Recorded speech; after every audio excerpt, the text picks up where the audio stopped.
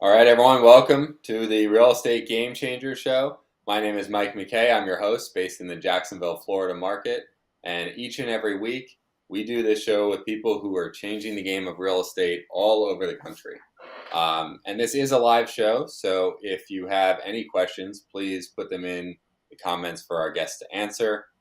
For anyone in the Jacksonville, Florida market or thinking about getting into it, feel free to reach out to us. We are still very, very actively buying in Jacksonville and happy to help anyone who's trying to get involved in this market. So this week, our guest is Nick Lamagna. So Nick, welcome to the show. Thanks for having me, man. I'm happy to be here. Awesome. Well, for people who don't know you and aren't familiar with you, can you tell us a little bit about how you got started in the real estate business? Yeah, man. It seems like just yesterday, but I guess it's been about 15 years now. And I was living in New York. I'm actually doing this from my old bedroom right now. It's kind of funny, but yeah, man. So I wanted to do some sort of FAA air marshal type thing after September 11th. I switched my major over to criminal justice. I started taking all the tests for NYPD, FDNY. I tell everybody all the 3 and 4 letter tests you can think of. I was testing for, and during that time. I graduated. I got my degree in criminal justice from SUNY Albany, and I was waiting to go into the academies, but there's a long wait sometimes. It takes years to go through all the processing and all that kind of stuff for civil service and law enforcement. So during that time, I was looking for something to do, so I started doing construction.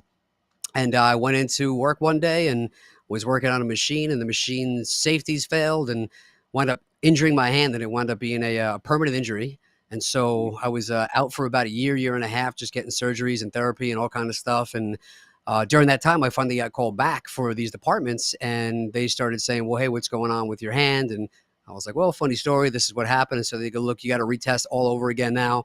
So I spent the next like year or two doing that, just to find out that they kept saying, "Hey, we'll never take you because of your hand injury. You're too much of a liability. So we got to go do something else." So then I was left with not being able to do any of the law enforcement stuff that I had gone to school to do. And I also Mhm. now couldn't do construction, which I didn't like to do anyway. And so my mom followed me around with the book Rich Dad Poor Dad and forced me to read it. And I tell everybody, listen to your mom because they're usually right. And sure enough, I said, hey, look, real estate, no money down, no credit, like I don't have any of that stuff. That sounds like me. Like I check all those boxes. So um, started went to like a 2 hour preview thing, and then went to like a bunch of seminars and just started kind of jumping right in, doing deals. I did about 8 deals in my first 6 months, and I started doing it remotely right off the bat because my goal was, look, I literally can't do anything else, so I have to make the real estate work because it's like literally Mhm. my only shot. I learned from getting turned down from all those other jobs that you can't rely on anything. And then I watched over the years, people that had really cushy 9 to 5s not make it to retirement because of layoffs or whatever happened. So I say, real estate's the only thing I can think of that you get into it, what you put out of it. And I kind of went all in and I never looked back. Gotcha. So you do say you did deals remotely like 15 years ago? Yeah, man, it was great. It's crazy.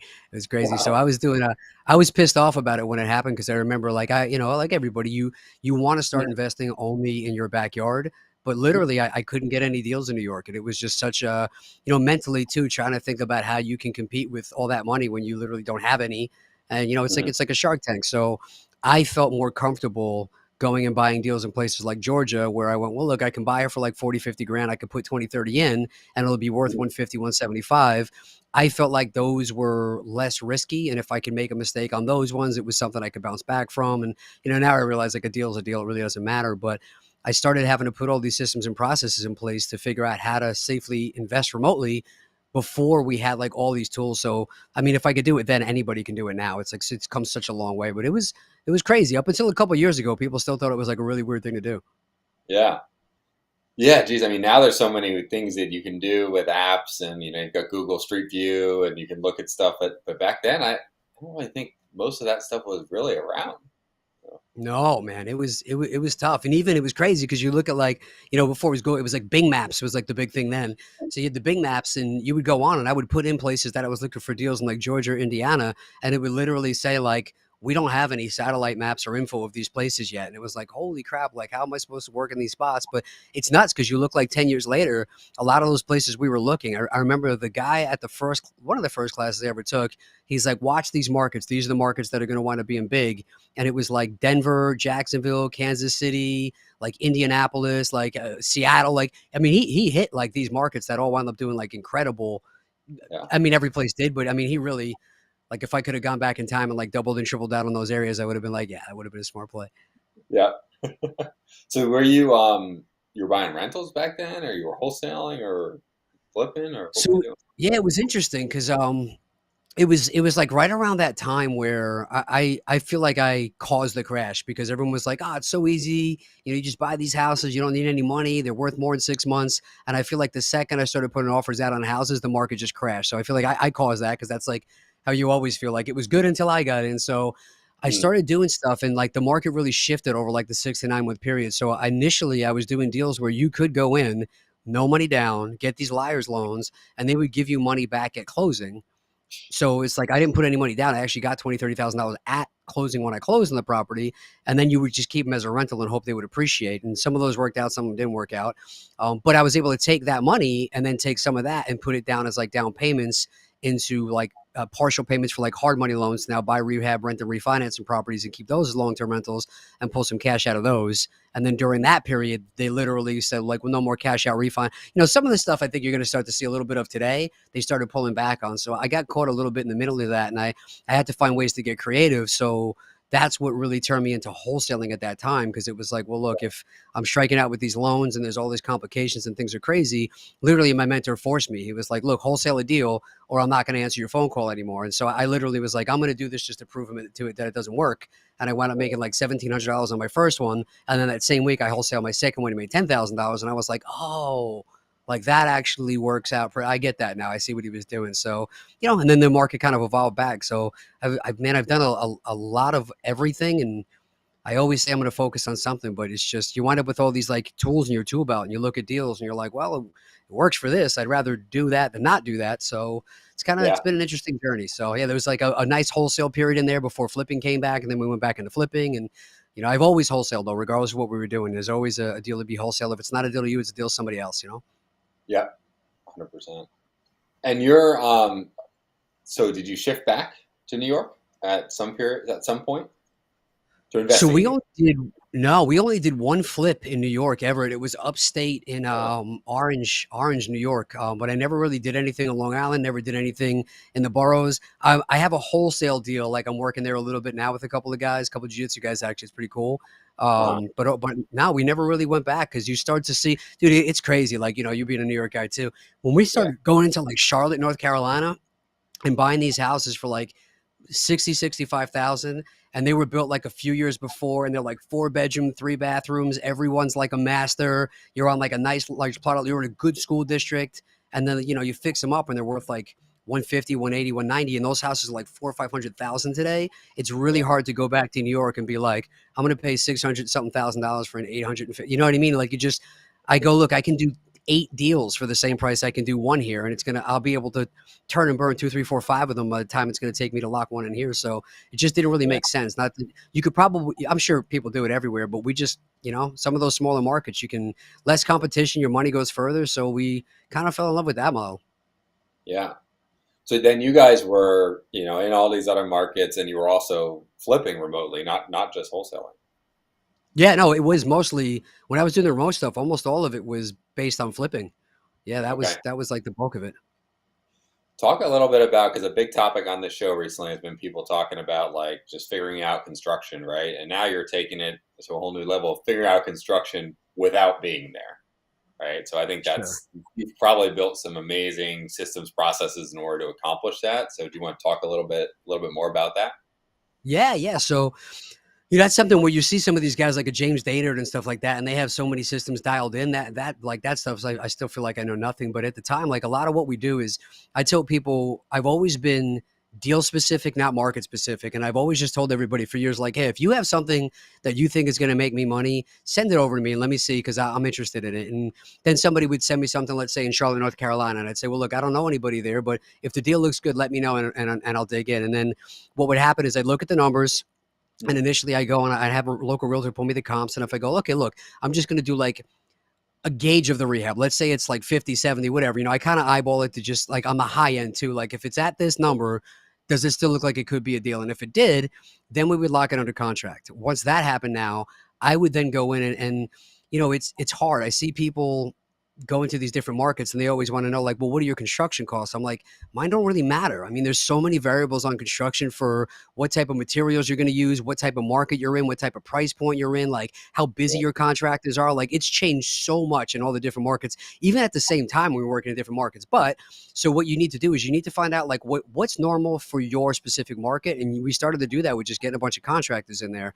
So I would start to always set up a series of tests where the first thing I would do when I would go into a market is I would contact like maybe 5, 10, 15, 20 of them, knowing that most of them were probably never going to show up or never going to call me back. But I wanted to get at least a gauge of like 5 or 6 of them that I knew were going to actually go to the property. So I tell everybody I find out what I want by finding out what I don't want. And I consider that the first date. I go, look, I got this property because it's all kind of in theory until you have a deal. Like I could go and start trying to talk to contractors and figure out construction costs, but I don't really have a property yet. So what's the point? Because whatever they tell me it's going to be anyway, it's always going to change when they get in there and look at the house. So I'd almost, I never bother doing any of that stuff until I actually have a deal under contract and it's off Mhm. market. Nobody else can go and take it from me. So I send them in there now and I'll line them up and I'll go and I'll look at what comps I labeled my ARV on. So I'll say, okay, look, there's 3 or 4 houses here. They're within a half mile. They're almost the exact same everything that I'm looking, same quality, same X, Y, and Z. And I'm always looking at my days on market, my date of last sale. So if I have a comp that's 2 or 3 comps within the last couple of blocks and they sold in the last 30 to 60 days and those sales have happened in under 30 to 60 days, I'm going to say, okay, these are the houses and the types of finishes I need to sell it in Mhm. the lowest amount of days at the highest price here. That's within reason because you don't want to price yourself out of that middle income. And I would take those pictures and send them to the contractors and say, look, I need finishes that are going to look like this, like whatever it takes you to get that look and feel. If you have other materials, because maybe their brother's like a window guy, who knows? Like I don't need to pick out those materials, but you let Mm. me know what you can do. But it has to be this quality. I'm going to need this type of look and feel. Let me know what that looks like. And when I set that expectation, I'll then line them up. And let's say I get 2 or 3 the first day, 2 or 3 the second day, and 2 or 3 the third day. I would basically say, okay, look, you're going in at 9, you're going in at 12, you're going in at 3, you're going in at 9. And I would spread them out a little bit where I do know a lot of guys that would send everybody in at once. I never had that work for me. It wound up everybody would walk in and then they'd be like, oh, I see what's happening here. And then they all just walk out. So Yeah. the way I look at it is if I'm going to have to do this remotely, like one of the biggest things I've learned is there has to be communication. And that communication has to be the way that you like to communicate because we all communicate in different ways. So doing it remotely, it was the biggest thing was, can I find somebody that is going to be accountable and they're going to be able to work within like what I need them to do? Because if it doesn't, even if they can build a great house at a great price at a great timeline, it's not going to be great for me because I need certain things not being there. And that lack of Mhm. communication means that they're slacking. Like it never works out anytime there's not there. So part of that is, can they follow directions? And that first part was like, not only are they going to give me the bid, but the ones that all of a sudden I get a call from the guy that I was actually going to hire. And he goes, look, man, this other guy just showed up here. Like, what are you doing? Like, is it when you're sending everybody in from Craigslist, it's going to lowball me and I'm not going to, like, I'm not doing this.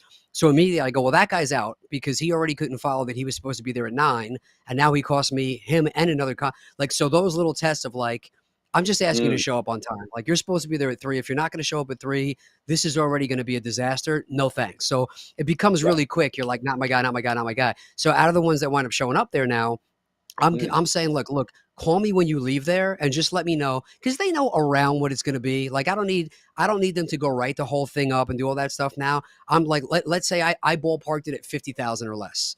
And then Yeah. they call me up and I talk to 2 or 3 or 4 of them in that 24 to 40 hour period. And they're all going like, dude, you're probably around like 70 to 80. And I get like 4 or 5 guys that all say that. That's a 70 to $80,000 rehab. Like I Yeah. know it's that. And now I know I'm not close. I have to go back and renegotiate. And I tell them, look, guys, don't waste your time writing these things up. And I don't want to let me go back. Let me try and get this lower down. And then I'm going to get back to you. So they kind of respected that because it's like, hey, he's not making me do all this stuff when you know his number doesn't work. But getting Yeah. that verbal bid, let me try and figure out like where am I? Am I even close? So let's say I am close and they go, hey, look, you're going to be between 35 and 45. I go, cool. Like I'm right where I need to be. And then I tell each of them, go home. Now I need like a really detailed bid. I need like a detailed scope, not like I can't just say kitchens, bathrooms, floor. Like I need to know materials. I need like it's got to say granite, what type, what level, all those things. So now when they come back and they all have that 35 to 45 budget, when I look through like 5, 6, or 7 of those bids, you're going to see that there's going to be some of them that can do it for 35, 45, and they're basically putting in like a play school kitchen. Like it's all bottom shelf stuff, like crap materials. And then you get the other. So you start to then go, okay, well, this guy's like a rent ready contractor. He has no idea how to make things look nice without actually having to pay for top dollar materials. Then you get the other guy that's coming in at 100 something thousand because he goes, well, you really got to be. And I'm like, okay, well, that guy only knows how to shop retail. He doesn't really understand. But then you'll wind up with like those 2 or 3 or 4 that they get it and they know their suppliers and they work with their wholesalers and they know how to get all the stuff done behind the walls that we don't see at like a decent price and then get some of these finishes and they give it the same aesthetic look without making it pay like a top dollar price. And out of those 3 or 4, now I go, okay, cool. Now I have literally like a detailed line by line bid. It's all the same. I can like literally line these up next to each other and maybe one's a little bit higher here, a little bit lower there. I'm okay with that. Like sometimes I've seen people like blow deals because they'll say like, look, well, this guy was charging me X amount per square foot for the countertops, but this guy didn't, but he was a better person. So I'm like, well, look, they got to make money on you somewhere. Like maybe that guy was able to charge you less for a different line item because he had an inside. That's how he's making money there. Who cares if he upcharges you there? If your number was 35 and he came in at 35, let him make his money wherever it is. But at least now for that first one, I have 3 good contractors with 3 really good, legible scopes of work that have the detail in. And now I have a really good idea of like what things should cost in that market because I have like legitimate guys that I know can do that. Then I literally keep that doc and every property we go to, we look at like, hey, how close were we? What's changing? Because, markets change and stuff like that. But once Yeah. you get that one done, now like, okay, cool. Like, here's all the materials we used for that one. It went really well. Let's now mark all those SKUs. Let's make sure we have that's now going to be our light grays. This is going to be our beiges. Now let's just do that. And every time we do a house, I know what it is. You know what it is. Like, so once you get that one, it becomes easy to say, okay, I got a guy, I got a process, I got systems, I got materials, I got prices. Now we can do 2, 3, and 4. Then we can do 4, 5. So, but it all starts from that first one, like, and as long as Yeah. you keep that and you work out those systems and you ask those questions, like most of them are really happy to get on with you. You talk to the inspectors, you let them go over like those reports with you so they can literally like, that's like another thing about market to market with the construction is it's not only the materials and it's not only like the line items here for looking at it and saying like, all right, well, they're charging this for a kitchen, this for a bath, this for flooring. I've been to some markets where you look at it like foundation might be an extreme example, but I remember like in Denver, it was like 30 something $1,000. And then like Mhm. a few weeks later, we were looking at a deal in Texas and I was like, oh man, another foundation thing came up. Like it's going to be the end of the world. Like, and he was like, dude, this is like just another day here. Like everybody has like $7,500 and you're good. And you're like, we'll be able to like warranty this for however many years. And I'm like, okay, cool. So I go Yeah. over this stuff with the inspectors to say like, hey man, like this to me looks like a big deal. Like, what do you think? And they'll tell me like, I've learned it as the 3 ends. I didn't make it up, but I stole it from one of my mentors. But like, we'll go through that now because sometimes the contractors are going like, look, you have to do these things. And I'm going, well, like, do I have to do those things or do you just want me to do those things? The inspector becomes that next key of looking through it. And he gives you those 3 ends of what on this is absolutely necessary to do because that's what's going to pass the inspection. That's what's going to have your buyers be able to get approved for their financing. What in Mhm. here would be the second end, which would be like, what's nice to do if they wind up getting this done on time under budget and you can like spice it up or upgrade this or throw a little something else in there. Cool. If it winds up being in the budget, do that. And then these are the things that would be nuts to do. Like, hey, the contractor wants you to redo the roof.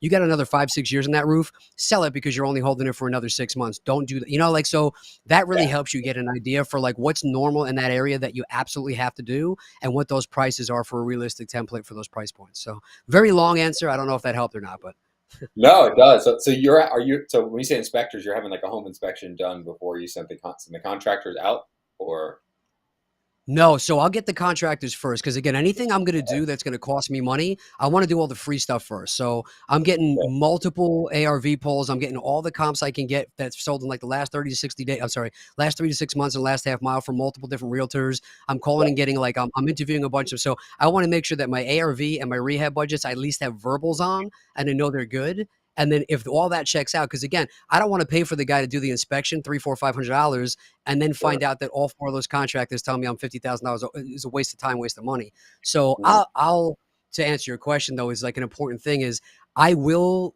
book everybody out for like a 7, 8 days past when we got ratified contract. Mhm.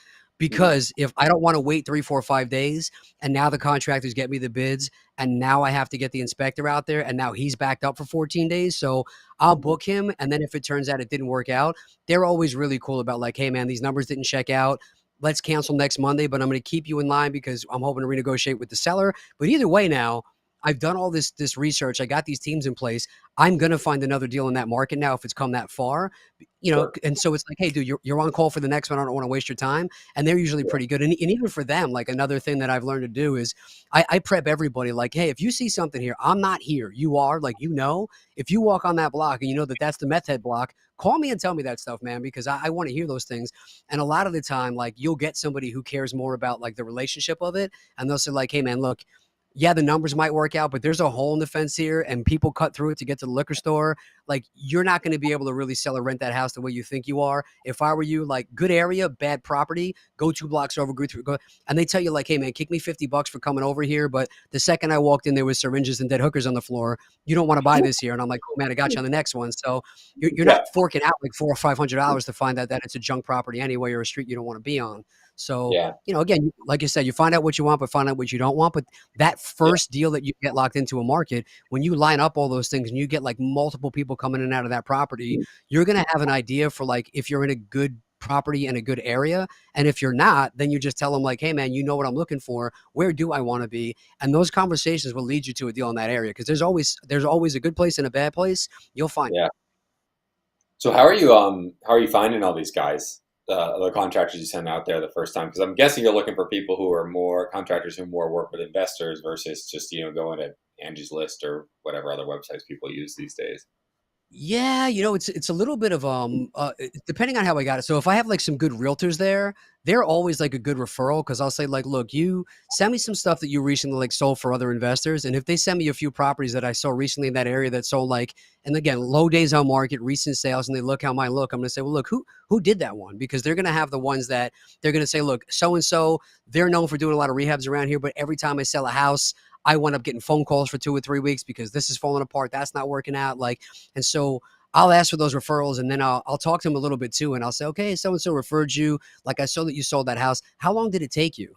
And like I had one not that long ago, and the guy was like, "Oh yeah," like everything was perfect. Like I was like, "This is my guy, this is my house." And then when I actually interviewed him, he's like, "Well, it kind of took me like 2 years to do." And I'm like, 2 years, dude. Like, what are you talking about?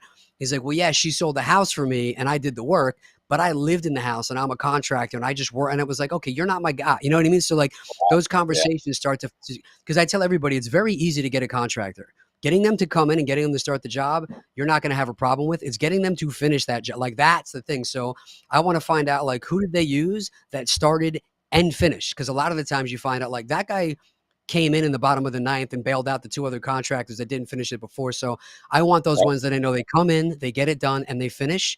So I'll find them through referrals. I'll also start posting everywhere. Like social media now has been like such a game changer. Like that wasn't as big as it was before. So I Yeah. would go on like the Craigslist was like a big one there, but social media, Craigslist, realtors, referrals, masterminds and networks and stuff like that. Now, when you have like other groups and stuff that are people work in those areas, I'll start to do that. But again, what I'll do is I'll saturate it and I'll try and get, if I can get 15, 20, 30 of them in like the first couple of days and just spread them out over 2 or 3 days, I know that most of those are not going to come through anyway. So I'll overload it, knowing I'm going to wind up with probably like 5 or 6 of them that are actually even going to pass those initial tests. So it's just a little bit of a blanket strategy, but I basically everywhere. It's like I think of it like a commercial. How many places can I go to get that? Like wherever it is, I want to do that. Yeah, it's interesting. So yeah, it's kind of like you said, you got a couple tests along the way. So like first test is like, did they show up at the time they said and communicate with you? Then did they like really send you that detailed scope of work like you asked them to? Did they call you when they left? Like, because a lot of issues are like just like, did you, that's like a perfect example of like this guy already is doing what he said he was going to do. So why would he not continue to behave in that consistent manner? That's really interesting. Really good Yeah, stuff. Yeah. and you build those relationships. Like I had one that one of my business partners was like, "Hey man, I did a background check on this guy. Like he went to jail for X, Y, and Z." And I called him and I was like, "What's up, man?" And he was like, "Dude, it's like 15 years ago. He's like, I sold some weed and it was something stupid that I was like, dude." He was like, "Dude, I got a list of 80 people in this area that all can vouch for me." And I was like, "Cool, that's not going to be a deal killer for me." But then there's other ones that have like violent crimes and stuff like that. If they're calling right away, like, and before they're even giving you any numbers, it's like, "So when do I get paid? How much of a deposit? Can you send me $6,000 today?" I'm like, "Okay, well, probably not my person because they're trying to get money from me to pay back the other guy that they just lost." So like that stuff's red flags for me too. And then even stuff like I tell people with the communication, like there'll be times where the guy could do a great job, but if he's got like a flip phone and he doesn't know how to use like Dropbox or do videos or FaceTime, I'm like, look, man, that's going to be how we communicate. And another thing, just because for like your own sanity, I train them that like, look, you got to FaceTime me when you go into work so I know you're there. And I can do things like remotely. Like I've set up ADT before and I can watch them from my phone and you can see like when they're coming in, when they're going out. Like, so I ask them questions I already know the answer to, like, hey, what time are you there today?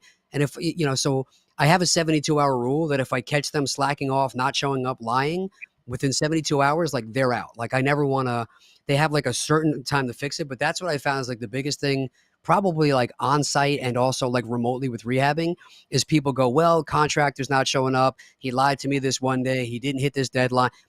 I'm going to give him another week. I don't want to go find somebody. And now, like 3, 4 months later, now you're like, shit, I wish I would have fired this guy 3, 4 months ago and I wouldn't have been in this problem. Now it's a big problem. So that's been like a huge thing that I go like, look, if you haven't shown up to the job in 72 hours, if you haven't answered my texts or emails in the last 72 hours, I'm sending in a project manager and inspect. Somebody's going in there, they're changing the locks and you're out, and you don't get another chance. And we'll have a conversation about that. But that's helped me in like the like later in life figuring that out and holding that 72-hour rule to really getting into like you're always going to have problems, but there's solvable problems when they're only 72 hours old. That's been Yeah. like a huge piece for me of like not putting off those bad conversations and having no leniency there. And then just like, hey, if you don't FaceTime me, I could teach a 4-year-old to FaceTime mommy and daddy every night before bed and when they wake up in the morning for school. If you're going to be my contractor, my property manager, and you can't do that, you might be great at your job, but you're not going to be great for me. Like and I have those expectations up front of like, this is what I expect. If you can't do that, I'm going to find somebody else who can. Yeah. Got it. So if there's something that goes wrong, you give them like you give them 72 hours to fix it. Like you'll tell them like, hey, this isn't what, or if they just haven't shown up, or they haven't in 72 hours. No, no. Yeah, so Okay. I don't really give like a 72-hour to fix it. It's more like of if I'm not getting communication, they have Mhm. 72 hours. If I don't hear from them for 72 hours, job stops, somebody goes in, doors get locked up. If something doesn't get remedied, like I would do the same thing of like, it's like, hey, you were supposed to do this and now you haven't been back to that job for 72 hours. Again, same type of thing. But Yeah. if it might not be something that they can, I'm very logical. So if they come back and they're like, hey, look, I know you got this like 3-day thing or whatever it is. I can't get the materials here in that amount of days. I can't get the city to write, like whatever it might be. If it makes sense, I'm like, cool, man, I appreciate it. I just need you to communicate with that. So if I hear from them, I tell everybody, I'd rather them call me and say, hey, look, dude, go screw yourself. I got to get this done in 35 days. I'm at Disney today. I'll be there tomorrow. Cool. Tell me that. But when I don't hear anything, now I assume the worst. So as long as they're communicating with me of like, I have this problem, can I get a few more days? I'm totally for it. Like communication goes a long way. But when you just don't pick up the phone or you just don't show up or you just don't get those things done, it's like, hey man, like I'm sorry that's too bad. I gave you that shot. Now somebody else is going to go in and take care of it. Yeah.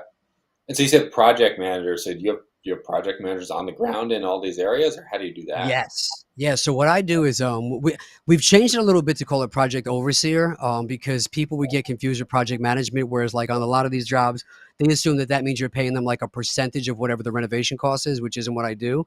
So a lot of the times what I'll do is I'll use my home inspectors, my go-to. I have in the past also used other contractors that maybe didn't get the job. I don't love that because generally what they're trying to do is angle to get that job from that guy. So the inspectors I like those. So I'll say like, look, man, this inspector, they're an ASHI certified inspector. They know this area. They know the quality. They know what has to get done to pass code. They've done inspections before. So whenever the contract is ready for a draw, and like I'll split it up to like 3, 4, 5. It's usually I don't want to go more than like a week or two without having some sort of draw or inspection. So I'll say, look, every time you're ready to get paid, you send me pictures and you send me like whatever was supposed to get done for phase one, saying like, hey, here's all the things that should have gotten done. I want to get paid now. I'll then send in that home inspector and I'll pay him like $100 to $150 to go through and just basically check everything off on that list and say, I saw it. I took a picture of it. It looks good. And it's also up to quality and code. You can pay this guy. So they're like a second set of eyes. So like basically I tell people like the general contractor babysits the subcontractors, but then I get my project overseer or inspector to go babysit the general contractors. And if he Mhm. doesn't go in and say everything's all good, again, now we're at that 72 hours of like, hey, why didn't this get done? And like a lot of the times, like this is where you might run into like, they just tried to rush and get something up because they needed that paycheck. And that way you go, but you didn't do what you were supposed to do. They go, I know, but my guys really need to get paid. Like that starts the whole thing. So I have to hold my ground like super tight on that first one because it's like Mhm. little kids. If on that first one they know like, oh, I already tested them, I already got paid, we didn't have to do it. Like I lost them. Like, so I have to hold really tight of that one of like, dude, if you really need that money, then you'll get your ass back in there in the next 24 hours and you'll fix it up and then I'll pay you. But if you don't, like, this could be one of the biggest places where I see people go, look, I did what you said. I told the guy, like, he's got to go back. I'm not going to pay him. And now he left and he's not calling me back. And I'm like, well, he wasn't going to call you back anyway then. And now he's going to have your money. Yeah, So it sucks. But you found out before it was a big problem. You didn't pay him. Now you get somebody else back in there. But you didn't waste that by paying that contract. Those are the stories you hear. I paid the guy the money, he never called me back. It's like, yeah, you found out during the first time you were supposed to pay him that he wasn't your guy. He did you a yeah, favor. Like, be happy that it happened now, not later. So it's those little things. And, it just becomes like, I identify. And I tell people, like, the stuff that goes wrong on my deals, that hasn't changed over the years. What has changed is I'm able to identify it a lot quicker and I take care yeah, of it a lot faster. So like, yeah, I'm like, I already know where the story is going to end. I've already seen this movie. Let's just handle this now because I've learned those lessons of, like, burying myself trying to trust people. yeah. So they're putting together in that detailed scope of work they're giving you. Are they putting together that they're like, do you say, hey, break this up into 5 phases, or like, or do Yeah. you do that? Yeah. And then you No, I say, don't do that. go Go ahead, go ahead. ahead. Go ahead. But yeah, I was trying to understand like the process. Like, are they when are they putting that together? Like the phases that you're going to pay them in the draws, or are you doing that? Are they doing that? Like, how do you handle all that? So we'll go through and we'll agree on what the scope of work is, and then we'll agree on what the price is, and then we'll agree on what the time frame is, and then we'll put together like a whole construction agreement. And then I'll tell them, like, look, because up front, like, almost every one of them goes, hey, I'm going to need half up front, and then I'm like, oh yeah, yeah, no problem, no problem. I'm not going to have that argument now. You know what I mean? I'll have that argument when we get to the point of like, okay, now you're hired and this is your deal, but we got to talk about that. So like, there's certain battles that you have to pick along the way. Otherwise they're going to become big issues then. But when it's game time and they're about to get paid and start work, they become way more flexible. So now I go like, look, man, I can't do this like that. I need to, like, what do you need all that money for up front? Because generally that first phase is like demo and permits. Like, shouldn't be that much. So maybe if it's 2 or 3 days, but do these things and in 2 or 3 days we'll do X, Y, and Z. Then what's going to be the next thing? Then what's going to, and I ask them to kind of like take that and I let them do it. Like, you can look at it both ways that you do it, but I feel like he knows when his subs are going to come in. He knows Mhm. what inspectors are going to have to come in when. And if I can go like, hey man, like, and obviously like I look at it, it's crazy if they're like, well, the floors get done before everything. Like, no, like, you got to have some common sense to it. But generally, I'm going like, you need this first, and then I let them do that. So that way, if I get any pushback later on when they go, Nick, I want to get paid, I go, but this stuff isn't done. And they go, yeah, yeah, but I could. And they give you the list of excuses. It goes, hey man, you made this big. I let you do this. You're the one who said this was the best thing for you. This was your time frame, your guys, your timeline. You made this, like, and now you're not going by your schedule. I didn't do Yeah, that. You did that. So it becomes easier to be like, sorry. right. Yeah, like I didn't come up with this. It's like you created it. So why did you create something that wasn't going to work in Yeah, the first place? You can remove yourself when they can't say, hey, oh, you forced me to like rush this job or anything like that, right? Oh, that's interesting. exactly. Good idea. Yeah. Yeah. Plus, they obviously know more than you know. They just know their own stuff. Yeah. Yeah. I Interesting. think of it like we were talking about with like earlier, like with jujitsu. When you go to the black belts, like, you think you're doing something good, and then you realize the whole time that they were like 10 steps ahead of you, and now you're trapped at the end. That's kind of why I do a lot of that stuff. It's because, like, if you wind up cornering me in the end, you're going to get tapped out. You know what I mean? Like, I already knew where this was going to go in a worst case scenario. And so when you bring it there, you think that you're bringing me to one spot, but meanwhile you were in the spider web. So like, that's why it's kind of like, if it does come to that, it becomes like very easy to just throw it back on them. And then it's kind of like, well, you really don't have much to go on now. Sorry. Right. Right. That's interesting. What else are you doing to like set expectations or like manage the process? Like once it starts, like let's say construction starts, you've done all this pre stuff, unless I'm missing something, and then you're like, all right, it's go time. Yeah, so now it just becomes the checks, and that's really where the I'll make an arrangement with them. Maybe they don't have to FaceTime me every day. Like, if it's a property manager that's doing, like, that's a different story. I want them every day. But if the contractor's like, look, dude, I'm going to be popping in Monday, Wednesday, Friday. I'm like, cool. Monday, Wednesday, Friday, 9 a.m. I need a FaceTime, or I've started making them FaceTime my assistant. I'm like, if I don't hear from you, like, it's going to be so setting that first expectation of how often and how I need them to communicate. I need to see the FaceTime. I need to see that you're on the job. I need to see the stuff there. And then making sure that we have those draw schedules up. So usually within that first week and a half, they're going to finish that first phase. So, hey, they Mhm. checked in a couple of times a week. I see that they're in there. I see that they're getting the stuff out that I need. I see that the materials are getting delivered. And now they go, okay, it's done. I want to get paid. Like, I shouldn't really even be shocked by that because I had some updates along the way. And now when my home inspector goes in and he signs off, okay, we're so like you have those little benchmarks along the way during that construction. And because I'm touching base with them a couple of times a week, like when they stop communicating, when there's delays, when materials don't show up, when stuff looks goofy, like that will come up within that timeline. But if it doesn't and it's all good, I'm really just having a few check-ins over the course of a week. Then my Mhm. babysitter's going in and giving the thumbs up and they're getting paid. And then it's just the same process the next week. It's just for whatever the next phase is. Okay. Like now the Yeah. inspections are done. Now close up the walls. Now we're going to do the paint. Now we're going to do this. Now we're going to do that.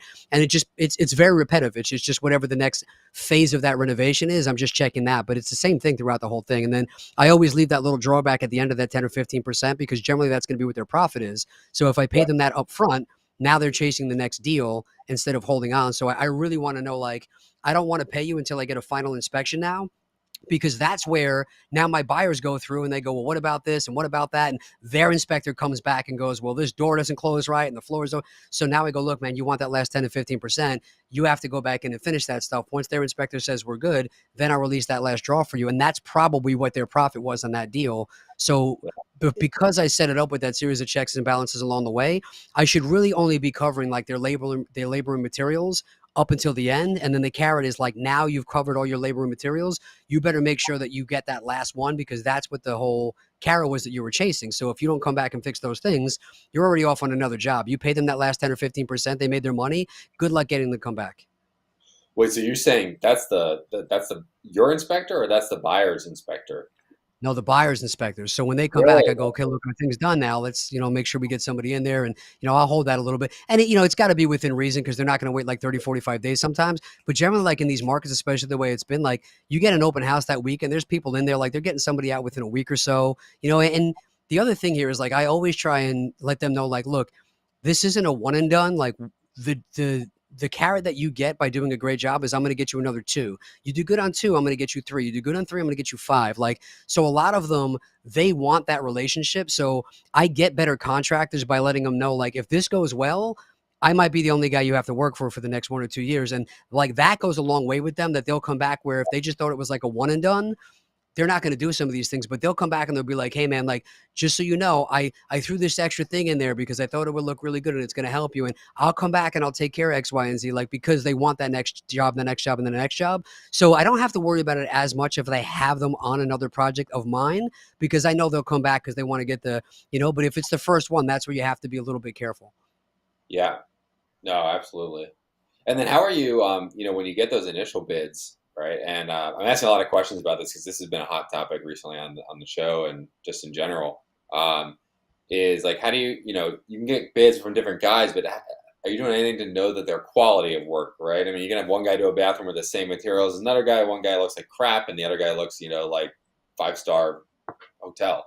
I mean, how are you doing anything to verify like the kind of quality of work that they do, or? Yeah, I'm gonna call references, and again, if I can get somebody, I want to talk to the realtors that sold those homes, and I also want to see like what type of quality it was. So when I look at the pictures of the comps, like if they're working actively with investors in that market, I should be able to find houses in the last 6 months that they've completed, and then I can talk to those realtors. I can look at those pictures on Redfin, Truly, or Zillow, and I can see that it was like a quality rehab the way that mine wants to look at versus some of the other ones. Like you'll see basic stuff where I'm like, okay, well your materials actually look pretty good and your quality looks pretty good. But when I look at like your schemes here, like everything's the same color. Like you don't have any sort of eye for any of this stuff. So I now might go with another guy who I go like, he knows how to make things pop. He knows how to make things look good. Sure. So that is part of it. Like that scale is like once the numbers look good and once the timeline looks good, then it becomes like really digging in and figuring out like out of these three or four that really could do this for me.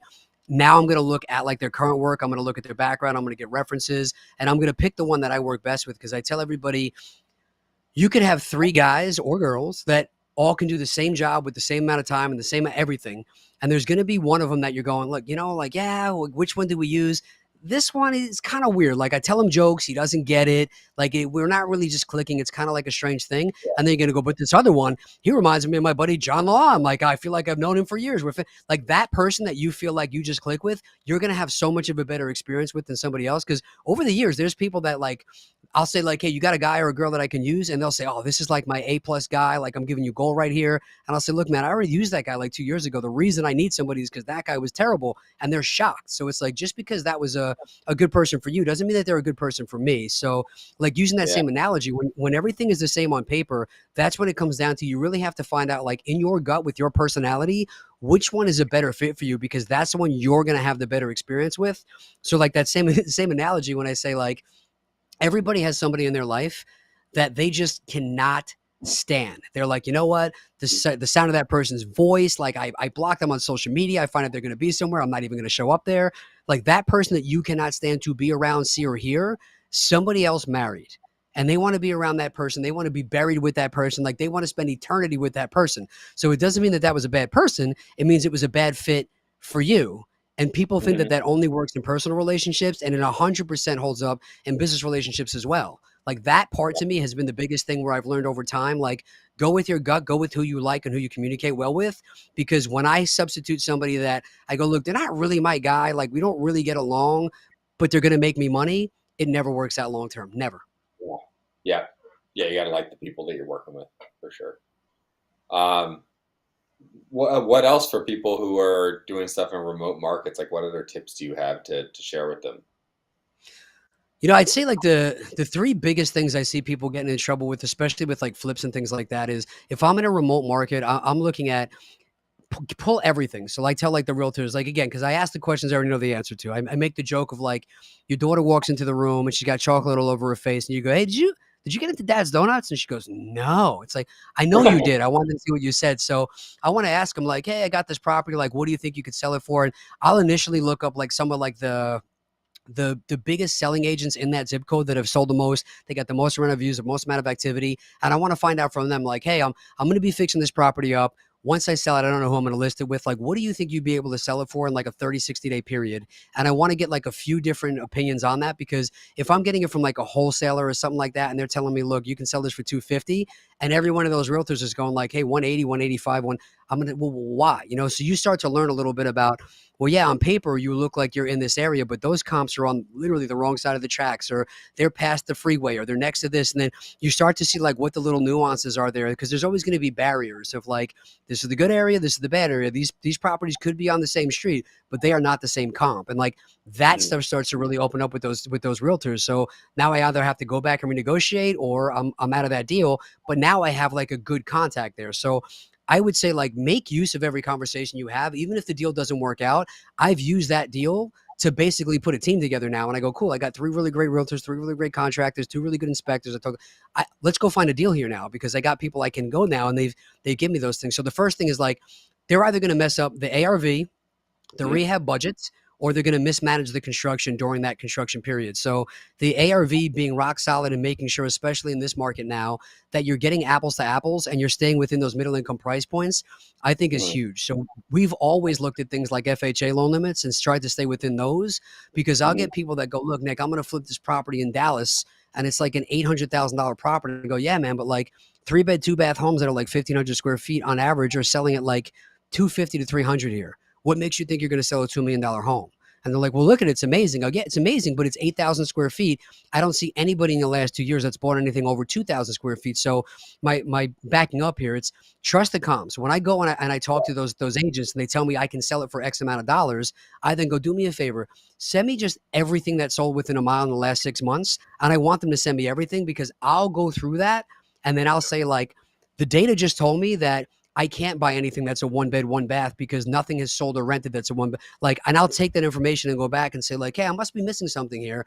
I know you told me I can renovate this duplex here and make it a 5,000 square foot home and make a ton of money, and maybe I can, but it doesn't look like anything in this area has sold that's that big or that, you know what I mean? So, but I Yeah. did find a bunch of 3-bed, 2-baths that are 1,200 to 1,400 square feet. Why don't we go find those? Because it looks like 50 of those sold in the last 3 months. So you get the information and then you go back and you just adjust, and that'll help Yeah. you figure out like where the sweet spots of the ARVs are that have sold in the last 30 to 60 days, and that have sold in under 30 to 60 days on market. If I can find those, I'm almost never going to lose money, as long as I hit those other things, which is again making sure you're getting the renovation budget right, and it's right for the types of materials and the timelines and stuff. Because Again, Mm, 30,000 is not 30,000. One guy might be putting in a play school set, one guy might be putting in high end stuff. So match those things. And then the third part of that is once you know your ARV is rock solid and you feel really good about your contractor's numbers and his timelines, then you have to make sure that you're properly managing that by setting expectations or checking in with them at least every 72 hours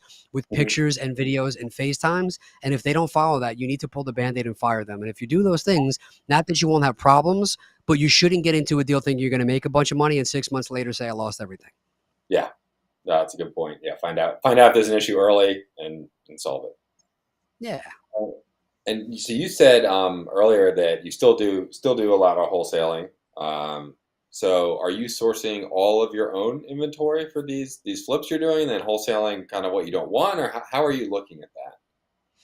Yeah, so for single family stuff, I'm just doing a lot of like kind of off market stuff, and John Lalonde, the ninja over there, he's been helping me with that stuff too. But just trying to do some off market stuff with the basic. Like I'm probably going to switch to more inbound, and then I'm just cherry picking the ones that look like they could be good in and outs. In our Okay. market, we did a few hotels recently that were just like slam dunks. They were so great. So I'm trying to do a lot of like not big rehab. So if it's something that's going to be a bigger rehab, take a long time, I'm probably going to wholesale it right now. If it's something Mhm. that's in an area that doesn't make sense, I'm going to wholesale it right now. But if I can keep something right now that's going to be, especially some sort of creative deal, I'm going to try and keep that. If I could do like a sub two or a seller financing of some sort, that's really what I'm trying to keep lately, like wholesales or creative financing. Any like really big flips right now, I'm trying to stay away from and pass off. I'm also wholesaling commercial stuff until I finally start building and or sell my development deal because I don't want to take up too many big things. So I've been wholesaling the single family stuff. That's either stuff that I have sourced that doesn't fit my buy box, or I Mhm. still get deals from other people all the time that they just send me stuff because I tell everybody, if you think it can make money, send it to me. I want to see it. And sometimes people will say, look, I got this luxury flip in Dallas, Texas. Do you want that? I go, maybe send it. And if it looks like it's a good deal, I'll send it to my buyers list or shoot it out to people and say, is anybody looking for this? And either they'll come to me or I'll do like a JV with somebody who has a buyer for that. Right. Gotcha. So you're buying direct to seller, but then you're also buying from wholesalers as well in all these Yeah. different markets. And then Yeah. talk a little bit about, you mentioned it quickly, but you said you're wholesaling some commercial deals. I don't think we've really talked about that on the show at all. So I think that would be an interesting thing to dive into. Yeah, that's been a wild one. So I tend to say yes to everything, and my business partner, like I tell everybody, you need a gas and a brake, and she's the brake, and I'm the gas, and we got to balance each other out a little bit. But we had like 109 units that we were renovating on these two commercial buildings, and I had always been in the position where like we need like 15 to 20 properties going on at one time, and if I Mhm. wasn't doing that and putting out offers, I felt like I wasn't moving. You know what I mean? And so when we got to the commercial stuff, she was like, "Look, we just bought like a 66 unit building." Think of that like you just bought 66 houses that you have to renovate. Like you wouldn't go find another 66 houses. You would focus on those ones. And I started to realize like you drop the ball on these little things on these bigger deals and they turn into major things like 5 grand per door. Like it's a big problem. So she was like, look, I don't want you to waste the stuff that's coming in, but instead of you taking it down, why don't you just wholesale the stuff that looks like you would have kept it, but I'm not letting you keep it. And I was like, okay. So I just started asking around, like, hey, who's looking for commercial deals? And I would throw them up on LoopNet, throw them on social media, throw them out in different masterminds. And I would basically, it became a thing where people were looking for deals. And the commercial stuff's a little bit more interesting in the fact that you can pretty much make residential work anywhere, but there are some markets that commercial really just doesn't work that well. Or even if it does work, like you can't get a good return. Like the cap rates are just crazy. Your finance is going to be more than that. So I started finding a lot of guys that either had clients or they were investors that had houses in places like Texas or California. And they're going, look, I have equity, but even if I pull out that equity, or even if I sell 3 or 4 of these rental properties, I can't get anything that would make any sense here now. And I really like to scale up to like a smaller or mid-sized commercial project. So do you have like a small multifamily or mobile home park? And so they would come up and say, I don't know how to do that in another market. Can you help me? So I would put together things where I'd say, all right, well, look, first off, get a pre-approval with my lender, because that's going to be, again, a test to see if you're wasting my time or not. If you got two, Mm. $300,000, do you want to put that all down and buy it all cash, or do you want to leverage that and buy something that I can get you like 3 or 4 times the price on? So now we can go like 7, 8. So you kind of work those things out. And I would basically just reverse engineer that market and say, okay, if you're looking for like a 6 cap and you're looking for an X cash on cash return, you're looking for something, I get their information and I basically do like a reverse wholesaling where I go back Mhm. and I renegotiate that deal with the seller and say, hey, they needed a 7 cap. Like I negotiated at this cap rate on a $800,000 deal. That's going to net me $115,000. And what I would do is I would offer to say like, look, I'll do the walkthroughs. I'll get you lined up with 3 maintenance guys, 3 contractors, 3 property managers. I have 3 lenders you can talk to. I have 3 insurance guys you can talk to. I'll Mm, get you somebody to go in and film all this stuff. And like, I would literally have them go on Zoom and walk through every unit. And I'd say, hey, look, go here, go a little bit closer there, try and flush the toilet, try and turn on the light. And I record it and I'd send it to them. And I basically say, here's the numbers that I think they are. Here's where I think it would be. Here's a pro forma. Here's where you should get it to. You pick now. Like, this is totally on you. I basically set you up with everything. Here's what I would do. But like, now it's on you to act. Because, once I hand it off, if they don't manage it the right way 30, 60, 90 days from now, it's not, I can't do anything about that. So, yeah. that's I try to create value in working with me by setting them up and helping them with the due diligence. But Hmm. I've always been told, give them 3 options and let them choose, because now you're taking away a lot of the liability for like it was your guy. It's like, no, Yeah. man, you can do as much. This is just, I did my part now. And like, a lot of the time you'll have somebody that's working with like a coach or something like that. Or they'll say, well, Hmm. yeah, I already hired another mentor. That's how and I go, cool. You take all this information and now you work with your mentor. They're going to help you through that. But if it's somebody that calls me and they go, look, I have like no experience, I have nobody to go to, and I want to go pick up like a 50-unit building in the, I'm going to probably shouldn't do that. You know what I mean? Like, accept a lower cap rate, get something stabilized, because it's not going to really end well for you. So I try and set people up for success as best I can. Sometimes it works, sometimes it doesn't, but that's been something that really worked out, that has been pretty cool over the years. And you're just going direct to seller on those commercial deals as well, or Yeah, yeah. So direct to seller, or like sometimes again, like I'll JV that somebody will have an inside track on it, and they're like, "Well, what do you do?" And I go, "Well, look, I got these buyers. I'll do X, Y, and Z. What do you want from it?" Sometimes people go, "Look, man, throw me 2 grand and it's all yours." Other times I'll cut them like a check after. But I'm doing a lot more work for that side of it. So usually, like, I'll tell them like, "Hey, here's what I'm willing to do." And like, there's guys sometimes that I'll say, "Look, I have these other buyers now. They bought one from me. They're looking for another one." And they'll say, well, I'll do all that work. And I go, cool, awesome. Well, then you can take half of whatever. I don't have to do any of that stuff. You guys take yeah. it away from here. So it kind of just depends. There's a lot more variation in it on the commercial side than there is on the residential side, because there's a lot more different roles you can play. Some people want you more involved. Some people want you less involved. But I'm willing to put that work in, because I'm not making $3,000 to $5,000. I'm making sometimes 50 or 100. So it's worth me putting in a few weeks. And I kind of liked it too, because the same way that I get familiar with the market and I put a team together on the residential side, it's now allowed me to like be more due diligence. It's more experience I have analyzing Hmm. commercial deals, talking to different. So it just makes me a better investor either way. Gotcha. And you mentioned too offline that you had a development deal that you're working on. Do you want to talk a little bit about where you are with that one?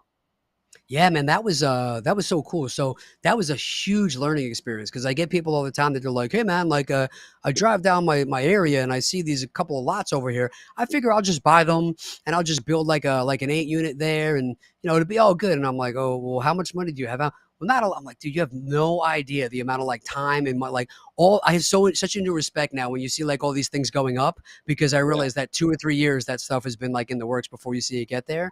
But it was interesting, because one of my mentors, he would always tell people like, "Hey, man, if you're looking for good deals, just go jogging and you'll find good deals." And I've always been like, "Dude, stop telling people that BS. Like, that's not how you find." And then I went jogging one day and I found this deal and I had to apologize. I was like, "Yeah, actually, you're right." So it was funny. So we were like, it was across the street from where I was like staying at the time. And my business partner was like, "What is that?" I'm like, "I don't know what you're talking about." She's like, "I think that there's like a sign or something like over in those trees." And what had happened was, I guess it was for sale. And Mhm. then they let the listing expire, and then the trees and everything grew over it and nobody saw it. And then all of a sudden it was like the winter time and all the trees died. And now all of a sudden you could kind of see like a glimpse of the sign that had been there that nobody had seen for like a year or two. So I walked into the woods and I called the sign, and the guy like didn't even remember that he had the listing. It was so old.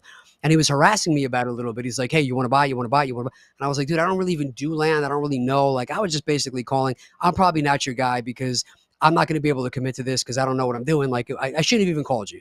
So he wouldn't stop calling me. So eventually I was like, "Look, man, even if I bought this, I would need to get it so low that I would be embarrassing you and pissing you off with what my offer would be. So you really probably don't want to work with me anyway." He's like, "Well, they're asking 700.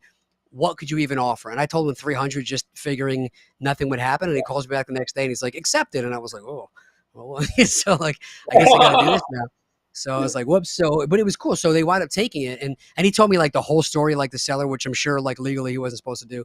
But I called up the city because he was like, "Well, look, you can't do this, you can't do this, you can't make it this, you can't make it that."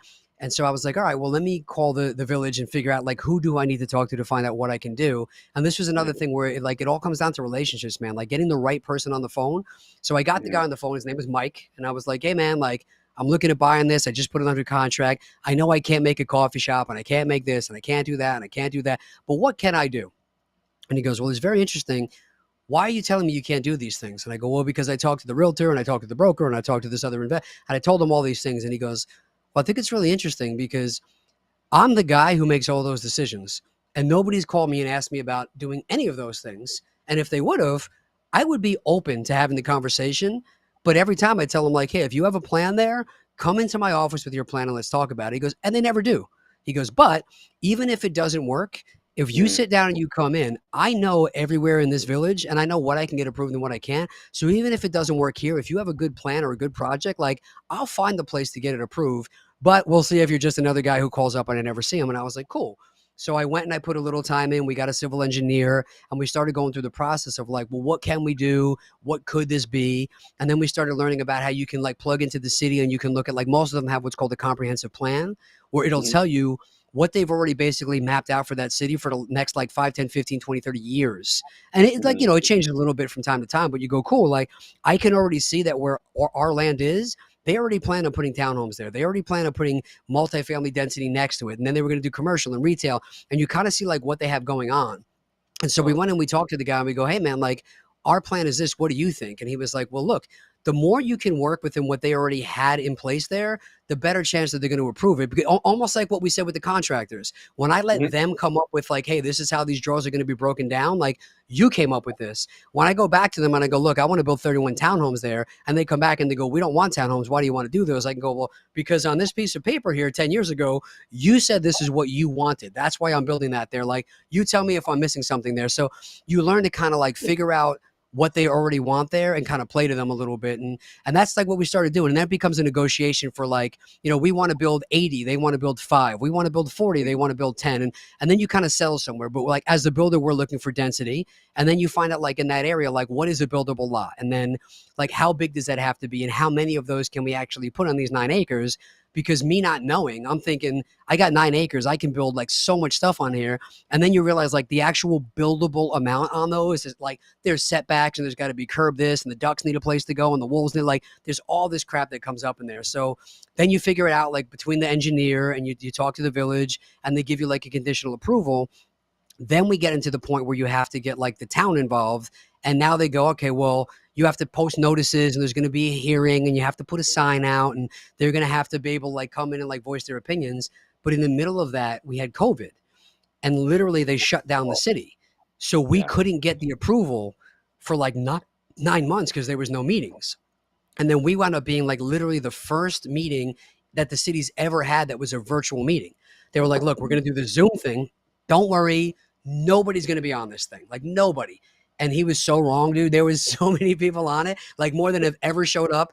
And it was almost like a freaking Curb Your Enthusiasm episode Mm-hmm. because people didn't know how to use Zoom. They didn't know how to log out of their computer. They didn't know how to mute stuff. They didn't know how to turn the cameras off. So people are cursing. People are on camera that shouldn't be. They're typing things that they think nobody else can see. They're yelling out all kinds of like super inappropriate stuff that they don't know. Like, so it was crazy, but it wound up being really bad because you get these guys, and this was like the scariest part to me was I thought you buy land, you get it approved for something, and you build it, and I didn't realize that you have like trustees or a board of somebody that you have to go to, and we had like 7 or 8 of them, and they have to approve your project, and just because you own that land, they can literally say we're not going to approve that. And now you bought it and you literally can't build anything on it. Like that can happen. So I was like, holy Mm-hmm. crap. Like I didn't even realize that there was a chance that these people might just say no. I'm like, now what do Yeah. we do?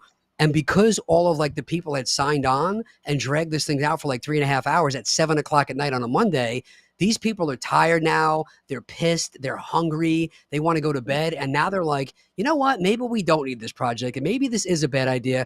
And now you have to wait another month to even get another shot of having them like even so dude it wound up being like a holy crap type of thing. So like kind of shortening the story, I tell everybody it's all about people at the end of the day. Like I always have to remember that people are the biggest things here. Like that's people want to be heard. They want to work with people that they know, like, and trust. And they started coming up with like, well, we don't want you to knock down these trees, and we want you to donate X amount of land to the parks for our kids, and we want a swing set here, and we want you to do this here, and we want you to like the coyotes, we want them to have a place to go, and you're gonna kill the like they had all these crazy things that I was like, what do I do with all this stuff? So I literally took a month and I just kind of shut down and I tried to like donate land and I tried to save the deer and I tried to get the coyotes a place to go and I tried to save I did everything, dude. And then we signed back on and I was like, look, guys, I've talked to everybody. I've done all these things. I've had so many conversations. Like the park district won't even take it because it has to be like 15 acres.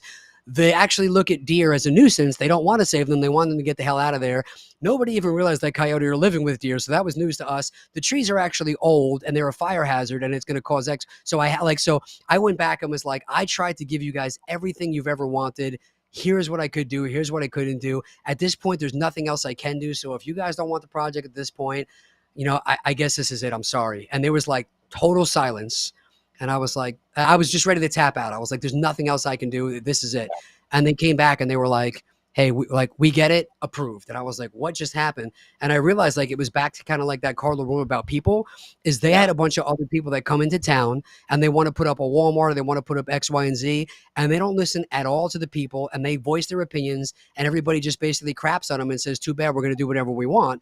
And they go, look, we didn't even actually really expect that stuff to get done. But just the fact that you took the last month to try and like listen to us and hear us and try and do the things we say and make us happy, like that's really all we were looking for, was looking to be heard, and you heard us and you made the effort. So we're good. And I was like, holy crap. Like, so there's been a back and forth now of like, we have offers to sell it, but then my partner wants to build. So we're kind of in an in-between right now of like in the next couple of weeks, we're either just going to sell it. We have like a potential offer on the table. We've gotten stuff between like 750,000 up to like 1 million. Or now we can just come in, we got the whole thing approved, and we can just build 31 townhomes. And they opened 2 Starbucks, a hospital, not a hospital, but like a medical center, a Taco Bell, a dispensary, like all in our block. So we're like right place, right time, right there. So yeah, it's been cool. And the last part of that is we negotiated a cell phone tower in on the deal. So we have a cell tower that is bringing in, I think, 1,100 a month right now. And we renegotiated the lease with the cell carriers that they paid us 15 grand to put a 5G bump on there. So there's like a better reception. And we renegotiated the lease for 65 years. And they're giving us, I think, a 3% increase every year for the next 65 years on that lease. And they're responsible for everything and we're responsible for nothing. So even if we didn't make any money on the land, I get offers to sell that tower for 275 to 325 probably once a month. Yeah. And talk about, so you said like, you did this work and you were considering selling the development or doing it. So for people who don't know about development, can you just help them understand like why it's worth so much more than when you initially purchased it, why it's an option to sell at this point versus doing the whole thing, and why you might not, if you choose to, not have to take it all the way to the end. That's a fantastic question. So yeah, it becomes one of those things where you look at like, how long is it going to take me? How much effort is it going to take me? What's my strong suit? And when we bought it, my business partner at the time is a really successful builder. Like he's been doing it all over the country for a long, long time. So he was like, I'm going to come in and I'm going to run the whole construction. I'm going to do everything. And I'm going to teach you while we're doing it because these numbers are great and I can build this project. During that time, he started going through a divorce and now all the money is kind of like on hold. So then it became, all right, well, what do we do now? And then when we bought the land for 300, or I think it might've been 315 at the end of the day when we were all was said and done, it's only worth a certain amount. But the reason that nobody had bought it in this situation was because when they were looking for land in that village, it was actually considered county-owned land. So it wasn't coming up like in the city. It was still owned by the county. So now you have to do a few things. Like, so the way I describe it is if you're going to increase the value of a home, you're going to do carpets, paints, flooring. You're going to increase and upgrade it, maybe increase the square footage. You're going to make it worth more. It's going to be nicer. The way you increase the value of an income producing property is by decreasing the expenses and increasing the income. The way that you would increase the value of land is an administrative process that happens in the background. You don't see any of it, but it's by getting things like getting it subdivided, getting it cut into multiple parcels and getting it parceled out. Now you get what's Mhm. called a final plat that they stamp it. I got the annexation done, so we got it moved in from county land that the village now took it in and incorporated this part of the village.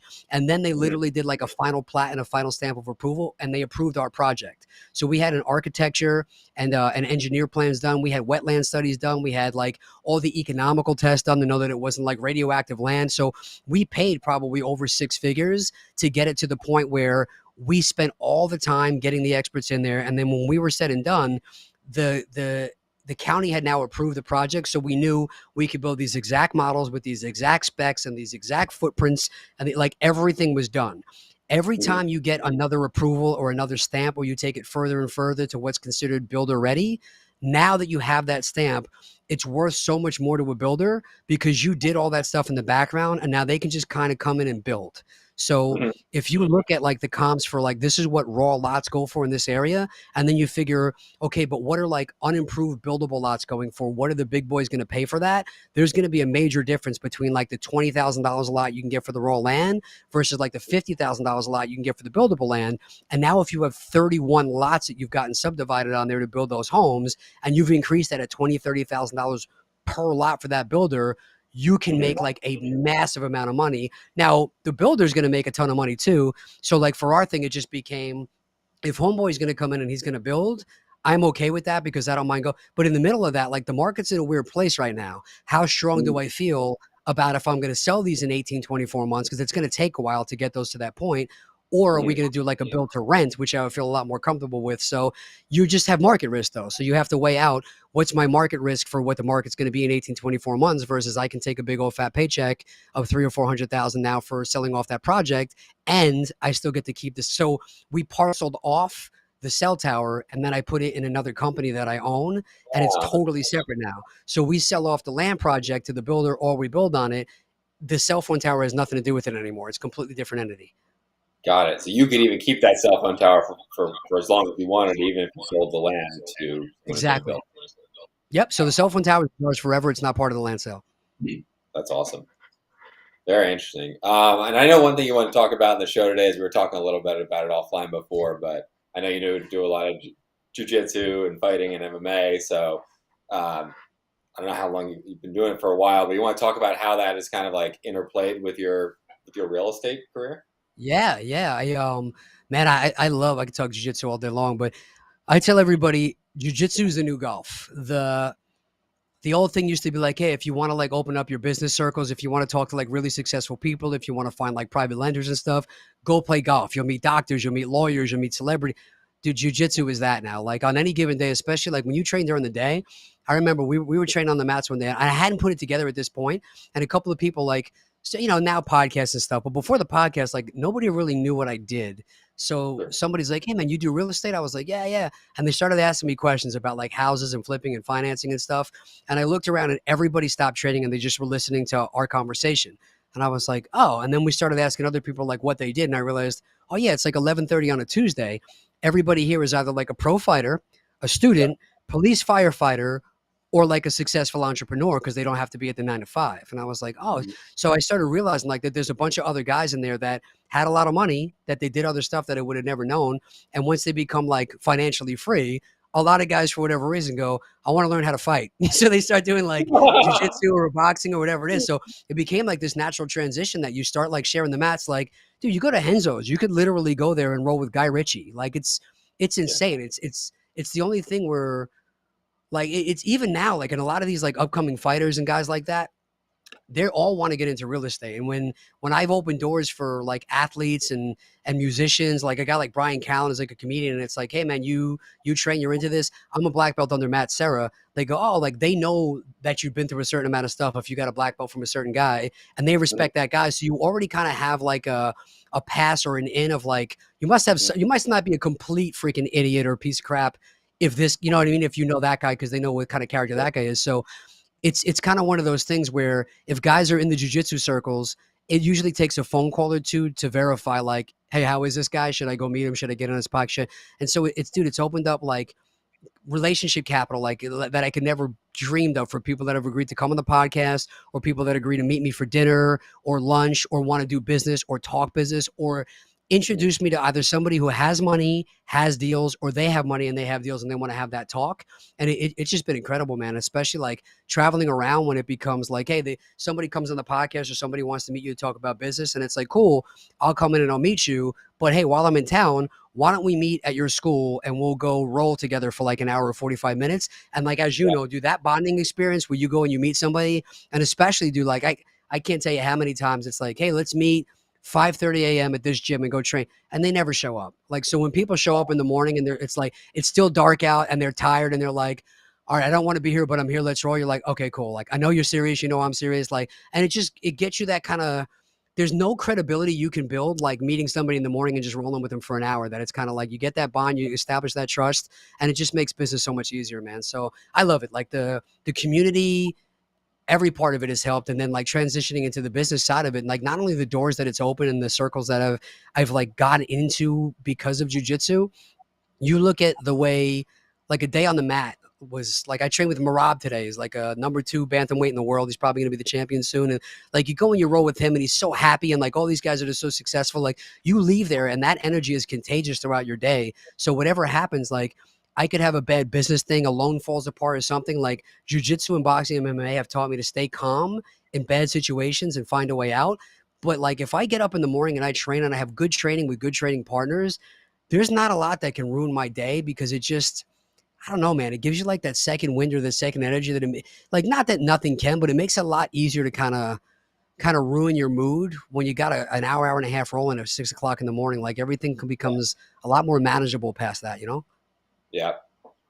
Yeah, no, I'm with you. I feel like too, like the end of the day, like, I tend to go at the nights a lot, but you just go there and you go train for an hour, and then if you had a really crappy day, you just totally relax when you left. Like you can't think about it, right? When you're rolling with someone or when you're sparring with someone, if you're, I do a lot of Muay Thai, but you can't think about what happened earlier in the day because you're going to get your head knocked off. So it gives you that space to kind of separate from it. So I Yeah, find it it really, literally forces you to reset. Like there's nothing I know some yeah, guys do it with like surfing or meditation, but I feel like it literally forces your brain and you're thinking like I shouldn't even be here. I got to worry about X, Y, and Z. But after yeah, a couple of rounds, you're like, holy crap, I forgot that that was even a thing. And then when you leave there, you get to look at these things with a fresh perspective that you didn't have before. Like it really exactly. there's nothing that teaches you to problem solve like being in a high stress, violent situation that you're forced to problem solve under pressure like that. Yeah, 100%. Cool, man. Well, we're getting towards the end here, so there's always two questions that I like to ask at the end of the show. First one's kind of a fun one. So it's what is the craziest or most uncomfortable situation that you have ever experienced with a seller? Man, I I went to a house and I went in, it was getting cleaned out, and I guess the seller was there.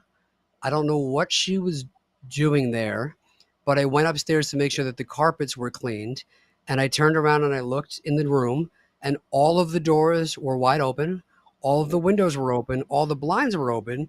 And she was standing in the middle of the room, in the middle of the day, with all the doors open, knowing that we were all there, completely naked, and just started screaming and doing like the and like I was like like I didn't know what to do. So like I ran downstairs and my business partner was downstairs. Thank God she's just a woman, and she was like, "What'd you do?" And I was like, What did I do?" Like because she's always like, "You must have done something." She's screaming up there like you tried to kill her, and I'm like, I walked in and she's just standing there naked, and she's like, and she thought it was hysterical, and then so I just left. I didn't know what to do, but that was a first for me.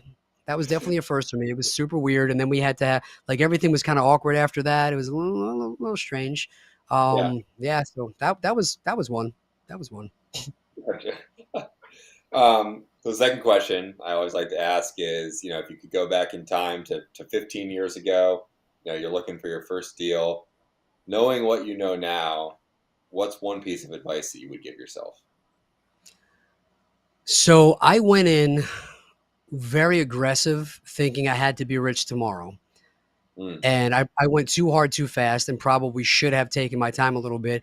But I also went, probably like a lot of our personalities are kind of like go big or go home. So I wwent real mhm, big, real fast. And then I started having like a lot of hiccups and tripping over stuff because I was going too big for what I should have. And then I almost pulled back too much because then I go, well, now I actually know what can go wrong. And now I don't want to make those mistakes again because you can't just keep losing money on stuff like that. So if I could go back, I would tell myself to have a little bit of a balance of look, over the course of those 10 years, if you just would have kept a steady pace of picking up properties and don't be quick to sell them, hold more, like real estate is so forgiving over time, man. And I think Alex Rodriguez recently said like his two biggest regrets in life are that he didn't buy more real estate and that he didn't sell less real estate. So I would have Mhm. said buy more properties. Don't be as picky. Like, cause sometimes like when you look at some of the deals you passed on for like these little 3, 5 grand here or there with the seller, and then you look at that they're worth $100,000, $200,000 more 10 years later, it's like, man, what was that? So I Yeah. would have said just be a little bit more realistic with your expectations on a deal. Don't sell as many, have more holds, and just set a consistent pace of like, don't go too big, but don't go too slow. Just get a nice, healthy supply of picking up properties and, you know, singles win games, man. Just go for those and just keep hitting a bunch of singles. And over 5 or 10 years, they're going to turn into doubles, triples, and home runs. Yeah. That's a good. No, that's a great piece of advice. Awesome. Well, it's really awesome having you on the show. If people do want to reach out to you, I know you have a podcast as well, and obviously some social media. If people have questions or maybe deals they want to send you, how could they go about getting in touch with you? I appreciate that, man. Thanks. Yeah, if, I have the A Game podcast. I have had some unbelievable guests on there. I'm still blown away by the amount of people that come on. I would love to have you on. We got to schedule that as well. But if you guys want to check that out, it's called the A Game podcast, Real Estate Investing for Entrepreneurs. You can find all of the ways to listen to that or watch that, as well as all the ways to find me on social media at nicknick.com/links, LINKS. And that'll basically link you everywhere that you see me on social media, you see the podcast on there. If you want to talk to me directly about a deal, whether it's buying a deal from me, selling a deal to me, or you want to partner on a deal, you can also text me directly. That is 516-540-5733. And that is only to discuss real estate deals. Anything else, go through some of those social media channels and yeah, let me know. We got like such a really good lineup of the next like 2 or 3 months of guests coming on that I'm still kind of in shock when I look at the lineup. So definitely check it out. You're going to get a lot of, I'm just kind of the guy who sits there and other people make it a great show. So the guests make it awesome. You see some great guests coming on. I appreciate it if you check it out. Cool. Awesome, man. Well, thanks for joining us today. This was great. Dude, thanks.